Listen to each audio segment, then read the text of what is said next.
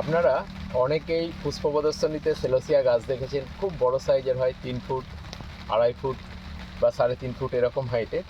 সেই সেলোসিয়াটা কিভাবে করবেন? প্রথমত বলে নিই, ওই সেলোসিয়া বসানোর জন্য এরকম সিন্ডার মিডিয়া ব্যবহার করবেন এবং সেলোসিয়াটা লাগাবার টাইম এই রকম বা এর থেকে আগে লাগালেও ভালো হতো। আর দেরি করবেন না, সেলোসিয়াটাকে লাগিয়ে দেবেন।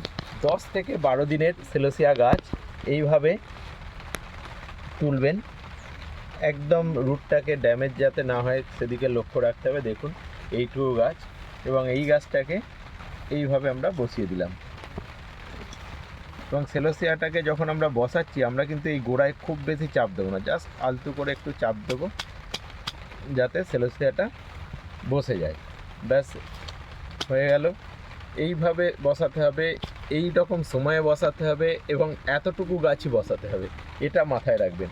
বড় গাছ কিন্তু বসালে চলবে না, ছোট গাছেই বসাতে হবে।